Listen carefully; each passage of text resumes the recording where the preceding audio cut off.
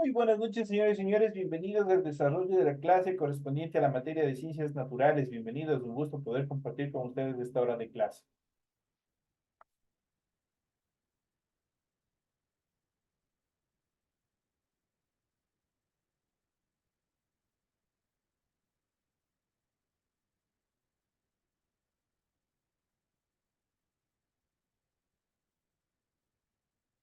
Iniciamos el desarrollo de las actividades y vamos a iniciar viendo nuestro material de apoyo que tenemos en nuestra aula virtual, que ustedes tienen ya dispuestas en la aula virtual en función del desarrollo de los temas, obviamente que se ha planificado para la presente semana. Recuerden, por favor, seguir revisando clases, seguir revisando material de apoyo, porque de todas estas 4 semanas, obviamente, ustedes tienen que rendir al final la prueba evaluativa del final de esta unidad. Así que, por favor, seguir estudiando.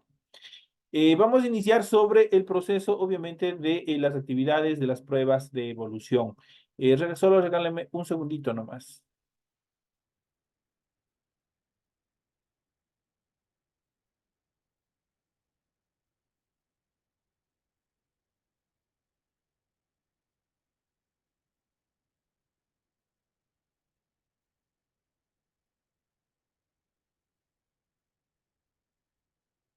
Listo, señores y señores. Como les había mencionado, vamos a ir viendo, vamos a ir analizando justamente sobre las pruebas de la evolución. Recuerden que todas las especies, desde el inicio de nuestro planeta, han sido víctimas o han tenido necesariamente que evolucionar, mutar, cambiar para poder adaptarse a los diferentes cambios que se han dado en el desarrollo de nuestro planeta. No siempre ha estado como hoy, ni a futuro va a estar como nosotros estamos viviendo en la actualidad. Va a haber muchos cambios en cuanto a las estructuras, obviamente de las capas terrestres de nuestra atmósfera y una serie de cambios que se pueden dar en función de, obviamente, de niveles de contaminación, de destrucción que obviamente se pueden dar. Recuerden que la Tierra ha tenido prácticamente 4 extinciones masivas, las cuales obviamente en muchos de los casos han sido totalmente determinantes. En una de las extinciones masivas incluso llegó a reportar el 96% de las especies eliminadas de la Tierra. Entonces, estas extinciones masivas dieron paso a nuevas formas. Los seres orgánicos, obviamente, que lograron sobrevivir a estas extinciones masivas, necesariamente tuvieron que evolucionar, tuvieron que adaptarse a nuevos cambios, a nuevas estructuras para poder continuar con el desarrollo de la vida.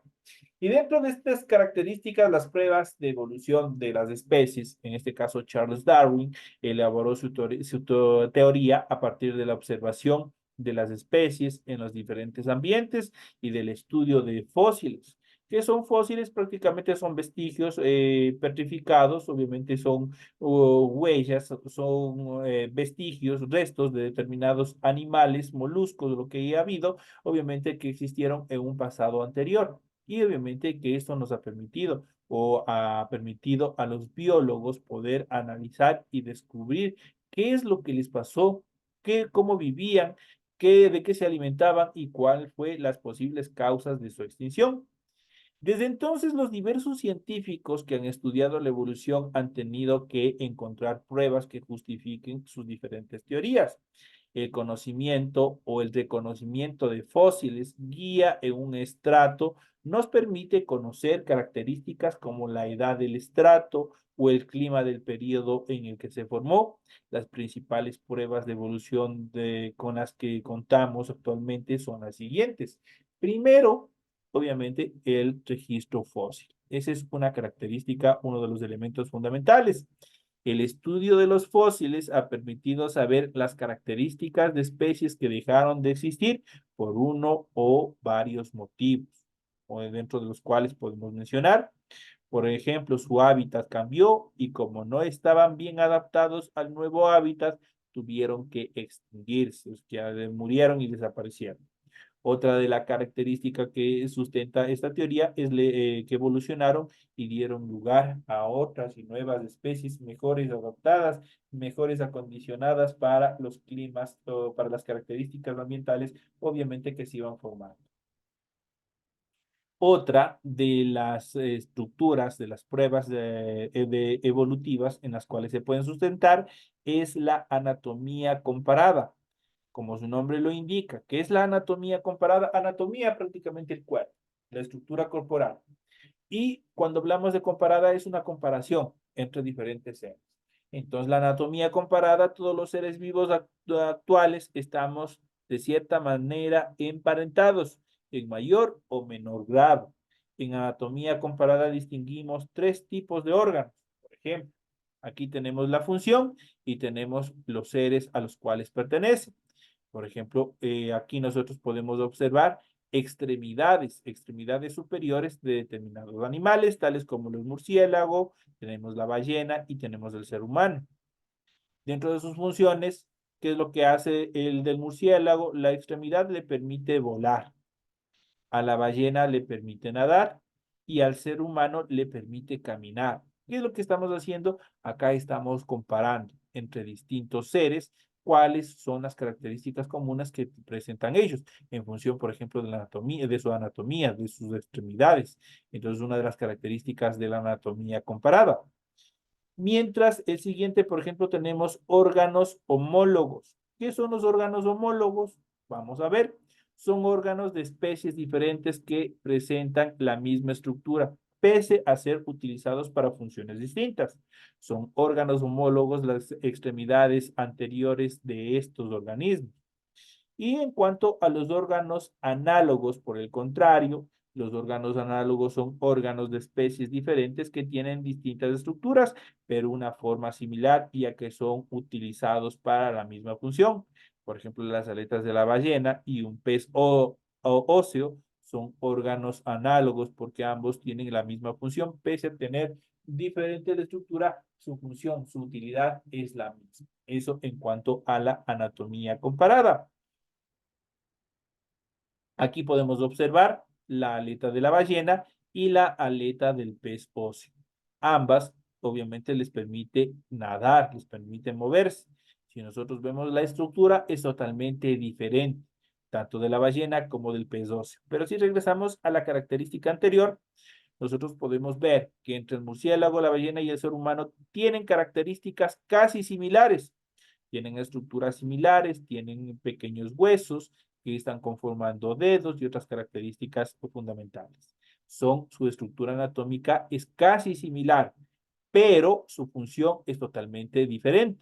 Por eso que al murciélago le sirve para volar, al pez o a la ballena en este caso le sirve para nadar y al ser humano le sirve para caminar. Entonces aquí nosotros podemos identificar ya cuáles son órganos homólogos y cuáles son órganos análogos. Entonces esa es la característica fundamental.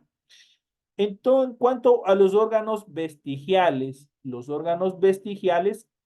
son estructuras que ya no se utilizan y que a lo largo de la evolución de alguna especie han quedado atrofiadas.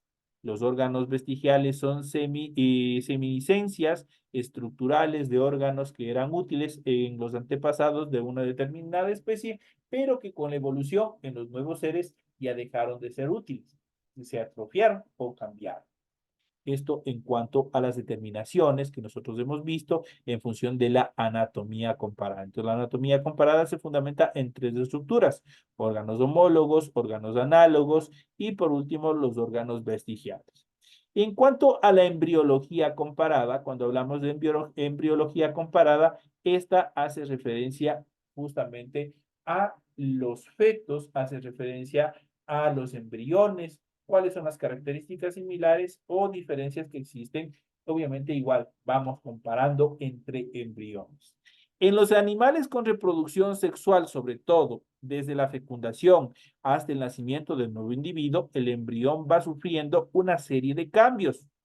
La rama de la biología que se encarga del estudio de estos cambios es la embriología. Esos son los que estudian todas estas características.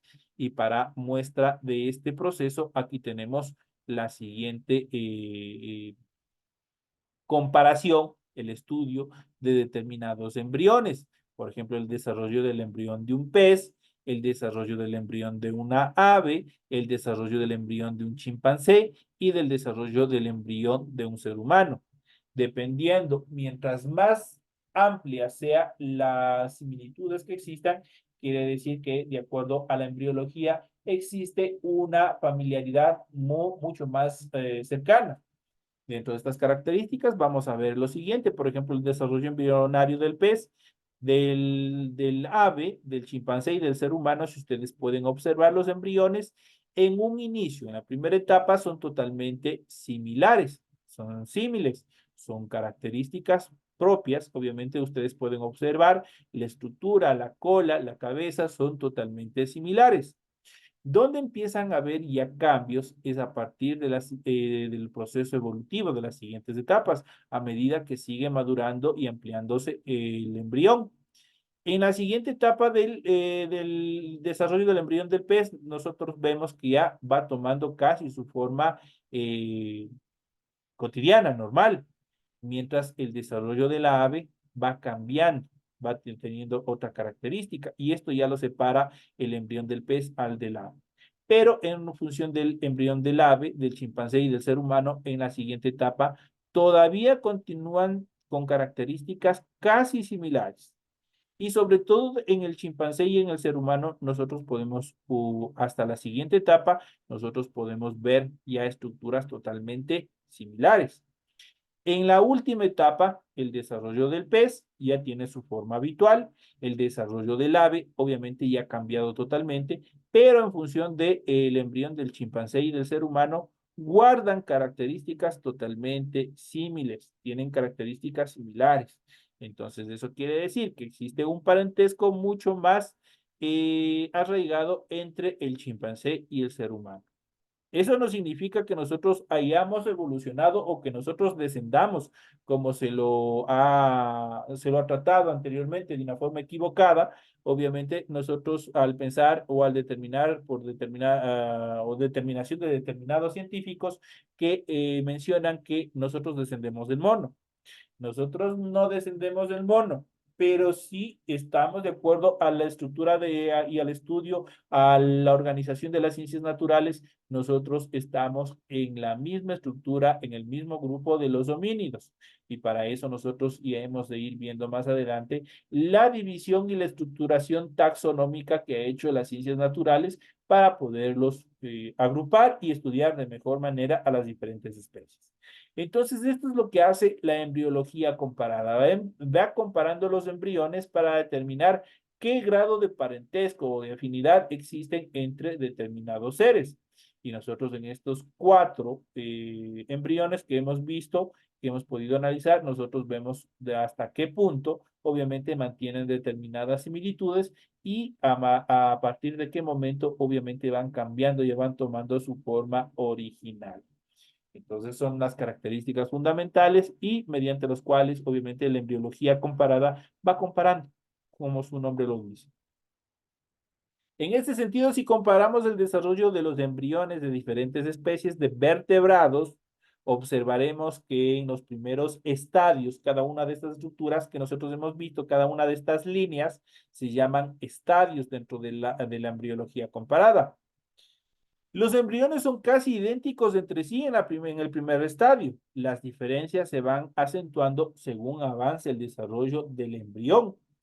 Cuanto más tiempo tarda en diferenciarse los embriones de dos especies, más próxima evolutivamente estarán de las otras dos especies. Entonces, esa es la característica fundamental. En cuanto a la comparación del ADN, recordemos que el ADN prácticamente es la información genética que tiene nuestra célula. El ADN es el ácido desoxirribonucleico. La información genética de todos los seres vivos están contenidas en el ADN. Por eso, cuando, por ejemplo, un padre irresponsable, por ejemplo, en materia legal, en materia judicial, no quiere reconocer al niño, ¿qué es lo que plantean las madres? Justamente un análisis, que se haga el análisis del ADN. Ahí van comparando, casi como se lo hace en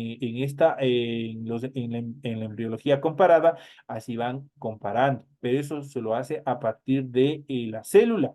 van analizando el ADN, que es la información genética que contiene la célula, y ahí van viendo las similitudes o diferencias. Mientras más similitudes sean, obviamente significa que ese sujeto es el progenitor de, eh, del recién nacido. Entonces, esas son las características. Entonces, la información genética de todos los seres vivos están contenidas ¿en dónde? En el ADN. Todos ellos comparten el mismo código genético y solo se diferencian por el número y el tipo de genes. Estas diferencias son debidas a que las especies van acumulando mutaciones como resultado del proceso evolutivo. Por tanto, dos especies se diferencian entre sí por el número y el tipo de mutaciones que han ido acumulando durante el proceso de evolución. Y aquí nosotros podemos ver justamente un gráfico en cuanto a la comparación del ADN de las especies 1, 2, 3 y 4 y analizando las mutaciones que comparten, podemos deducir que las especies más próximas se separaron como especie más tarde. Son la especie 2 y la especie 3, quien prácticamente va a separarse, va a alejarse en cuanto a una relación de evolución referido al análisis de su ADN. Las técnicas de ingeniería genética actuales permiten el análisis y secuenciación del ADN. Cuando se dispone de esta información, podemos comparar el material genético entre distintas especies. Así, dos especies evolutivamente cercanas presentarán menos diferencias en sus respectivas secuencias. En cuanto a la biogeografía, es otra de las características fundamentales mediante las cuales vamos a ir analizando a los diferentes seres. Cuando hablamos de biogeografía, significa del espacio donde se desenvuelven tal o cual especie. Parte de la biología que estudia la distribución geográfica de diferentes especies. Frecuentemente se han estudiado grupos de especies muy parecidas que viven en entornos cercanos, pero aislados entre sí. De su estudio deducimos que las diferencias entre estas especies son fruto de las sucesivas adaptaciones de los individuos que han ido obviamente haciendo a los nuevos hábitats, que se han ido adaptando a los nuevos hábitats a partir de una única especie antecesora. Como les había mencionado antes, esta determinación de la biogeografía prácticamente parte de los cambios que se van dando en el entorno geográfico. En la clase anterior, por ejemplo, nosotros habíamos visto en cuanto a las teorías de la evolución del neodarwinismo, del mismo Charles Darwin y del lamarquismo, habíamos visto cómo obviamente tomaron como referencia la evolución, por ejemplo, de la jirafa. La jirafa, obviamente, se supone que en una primera etapa no tenía el cuello largo. Hubo una producción amplia de estas especies, los cuales obviamente consumieron la mayoría de los alimentos del follaje y obviamente solo quedaron el follaje de las hojas altas. Por ende, las especies tuvieron que alargar, obviamente, extender su cuello para tomar las hojas que estaban mucho más arriba de los árboles y obviamente esto les permitió crecer los cuellos. Si no sucedía esto, prácticamente esta especie de las jirafas en un inicio no se hubiesen podido alimentar y por ende hubiesen desaparecido. ¿Qué es lo que tuvieron que hacer? Adaptarse a los cambios de la biogeografía que se les fueron dando. Y por ende alargaron su cuello y desde entonces obviamente ellos tuvieron alcance al follaje de los árboles donde otras especies no pueden llegar y por ende solo ellas se pueden alimentar a esa altura. Entonces, de esa manera fueron las especies adaptándose a nuevos cambios para poder sobrevivir, para poder subsistir dentro de un mundo que va totalmente cambiando. No estamos estáticos nosotros, tanto materia, nosotros estamos constituidos de materia, de energía, y por tanto, por tan consideración, tanto la materia y energía no está estática, se está moviendo, está evolucionando, está cambiando, y nosotros como tales también estamos adaptándonos. Un cambio no tan aplicado a las ciencias naturales, pero que nosotros lo podemos analizar, es justamente el cambio social que nosotros hemos tenido. de la sociedad actual con las sociedades, por ejemplo, de nuestros padres, de nuestros abuelos, a partir de la incorporación de la informática, de los celulares inteligentes, de la tecnología en general, nuestra mente, nuestro cerebro ha ido evolucionando, ha ido cambiando. ¿Qué es lo que esto nos permite? Adaptarnos de mejor manera y sobre todo adaptarnos a los cambios sociales que nosotros necesitamos para poder sobrevivir, ser más ágiles mentalmente, tener mejor control dentro de las diferentes aplicaciones informáticas, de tecnología, lo que nos permite estar a la vanguardia y poder responder en cualquier trabajo de pronto que se nos presente. Si nosotros no hacemos esto, prácticamente nos quedamos en el pasado y obviamente nosotros vamos a tener dificultades en el futuro. Esto es correlacional, esto es una analogía con lo que pasa en la naturaleza. Si las diferentes especies no van cambiando, no van evolucionando, no se van adaptando a los diferentes cambios que se van dando dentro de los espacios biogeográficos, prácticamente estas especies van a desaparecer. Si no pueden alimentarse, si existe una sobrepoblación, si no se adaptan a los nuevos cambios, prácticamente van a desaparecer. No van a poder alimentarse y por ende no van a poder reproducirse y las especies poco a poco irán desapareciendo hasta, obviamente, llegar a un punto de extinción en el cual ya no existan más. Esas son las características fundamentales en cuanto a estas determinaciones también. Una de las etapas fundamentales de todo este proceso es la evolución que hemos tenido nosotros, la evolución humana. El hombre, como les había dicho anteriormente, no desciende del mono, pero sí pertenece a la especie, sí pertenecemos nosotros al grupo, por las características que habíamos visto anteriormente, la embriología comparada, por el análisis comparativo de las extremidades y una serie de cosas más que los biólogos, los científicos han ido desarrollando. Pertenecemos al grupo y aquí nosotros vamos a ver en este lapso de la siguiente etapa de la clase, vamos a ver cómo nosotros hemos ido evolucionando para podernos nosotros también adaptar.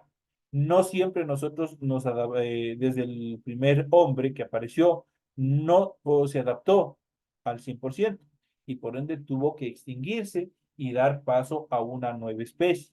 Y nosotros vamos a ver, nosotros somos de la especie del Homo y vamos a ver cuáles son las características fundamentales.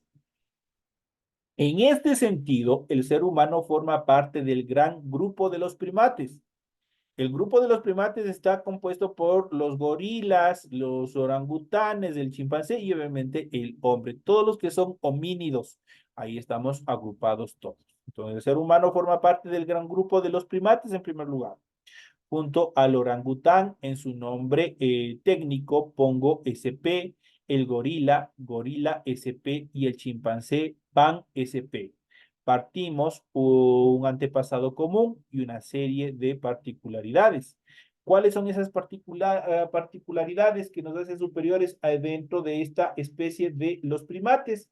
Primero, la capacidad craneal elevada en comparación al tamaño, la visión en tres dimensiones que otorga grandes ventajas frente a otros mamíferos en los que predomina el sentido del olfato. Por ejemplo, los chimpancés, los orangutanes, los monos en general, el chimpancé, ellos de cierta manera pueden observar, pero no pueden observar correctamente como nosotros y necesariamente tienen que utilizar el olfato para poder distinguir determinados objetos, sus alimentos, frutas, qué sé yo.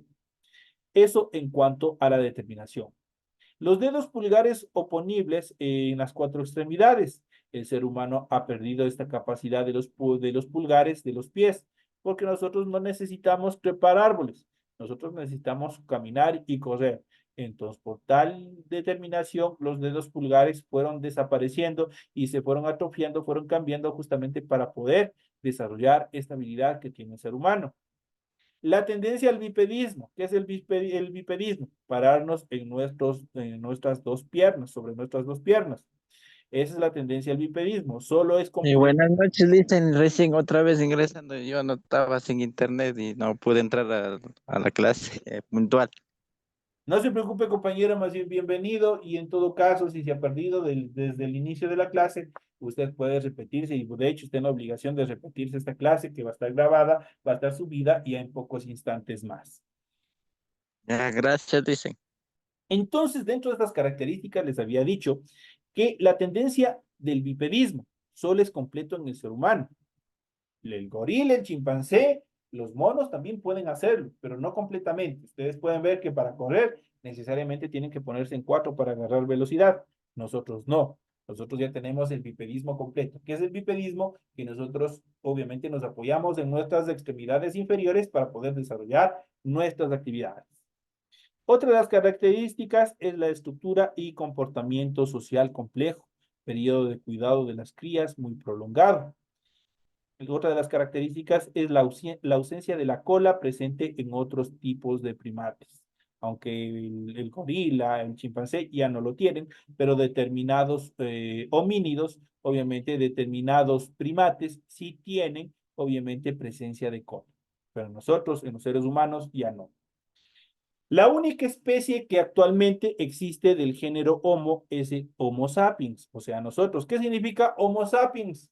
Homo es hombre, sapiens, pensador o pensante. Entonces, por lo tanto, es hombre pensante. Esa es la traducción de Homo sapiens, a la que se ha llegado después de un proceso evolutivo. En la actualidad consideramos relacionadas evolutivas con el Homo sapiens a las siguientes especies. Por ejemplo, tenemos el Australopithecus farensis, tenemos también el Homo habilis, tenemos el Homo erectus, tenemos el Homo antecesor y por último tenemos el Homo neanderthalis. Esas son las evoluciones que hemos tenido en función de las especies, que obviamente en función del hombre. Cada una de estas especies no pudieron sostenerse, no pudieron sustentarse y necesariamente por diferentes características tuvieron que desaparecer y dar paso justamente después del Homo neanderthalis, justamente al Homo sapiens, que somos prácticamente es nuestra etapa. En cuanto a las características de estas especies, vamos a ver la especie y vamos a ver las características generales de cada uno de ellos. Tenemos el Australopithecus. Tiene una antigüedad de entre 4 y 2.5 millones de años atrás. Su capacidad craneal era de apenas 450 centímetros cúbicos. La cara era grande en comparación al cráneo y y obviamente la cara se proyectaba hacia adelante. El Homo habilis tiene una antigüedad de 2.5 a 1.6 millones de años atrás. Su capacidad craneal ya era mucho más amplia que el antecesor, que obviamente tenía una capacidad de 645 centímetros cúbicos. En relación a su cara, era más pequeña respecto al cráneo y menos proyectada hacia adelante como su antecesor. El Homo erectus, su antigüedad es de 1.8 millones a 300.000 años atrás. Su capacidad craneal y es superior, pues tiene 1.000 centímetros cúbicos. Su cara ya estuvo proyectada hacia adelante y con prominencias, o esto es, arcos sobre los ojos. Y acá sí, mucho más parecido al el Homo erectus, perdón, nosotros en la actualidad. El Homo antecesor tiene una antigüedad de 1 millón a 500.000 años atrás. Su capacidad craneal ya es de todavía se mantiene en 1.000 centímetros cúbicos. Su cara es similar al Homo erectus, pero con mandíbulas más prominentes. Y tenemos el siguiente, tenemos no, el Homo neanderthalis. Su antigüedad es de 250.000 a 300.000 años atrás. Su capacidad craneal es de 1.550, mucho más amplia. 1.550 centímetros cúbicos. Pero la corteza cerebral está menos desarrollada. Por lo tanto, todavía tiene un nivel de torpeza, todavía no tiene una determinación fija. En cuanto a su cara, es vertical, con arcos sobre los ojos y menos grosor en cuanto a estos arcos sobre los ojos. Y por último, estamos nosotros, el Homo sapiens. Aquí tenemos data de una antigüedad de hace unos 160.000 años. Su capacidad craneal es de 1.400 centímetros cúbicos. La cara vertical con arcos sobre los ojos muy delgados. En cuanto a la hominización, destacan la adquisición del bipedismo y el aumento de la capacidad craneal y el desarrollo de la cultura. Ya desarrolló una forma de comunicación, ya desarrolló el habla. El bipedismo es la adquisición de la postura erguida sobre las extremidades inferiores. Es la característica fundamental en cuanto al Homo sapiens. Cada una de estas especies tuvo que extinguirse para dar paso a las siguientes etapas, hasta llegar a lo que somos nosotros en la actualidad, lo que es el Homo sapiens. Esas son las características en cuanto a esta determinación. En esta última etapa vamos a ver sobre el fechado radioactivo y esto es fundamental en cuanto a la determinación de las especies y su evolución. El fechado radioactivo es un método para deducir la edad de antiguos objetos mediante la radioactividad, puesto que la vida media de cualquier núcleo, que es el núcleo, conjunto de todas aquellas posibles especies nucleares de un elemento químico, en particular es constante. La vida media puede servir como un reloj molecular para determinar la edad de diferentes objetos. En ciertos casos, la edad de un material se puede determinar basándose en la velocidad de desintegración de un isótopo radioactivo. Por ejemplo, el carbono 14 se usa para determinar la edad de los materiales orgánicos. El isótopo de carbono 14 tiene un periodo de semidesintegración de 5.730 años, lo que lo hace muy adecuado para fechar objetos de hasta 25.000 años de antigüedad. El carbono 14 está presente en la atmósfera como consecuencia de las reacciones nucleares producidas por los rayos cósmicos procedentes del espacio. Este isótopo de carbono, al igual que el isótopo de carbono 12, se combina con el oxígeno y forma el CO2.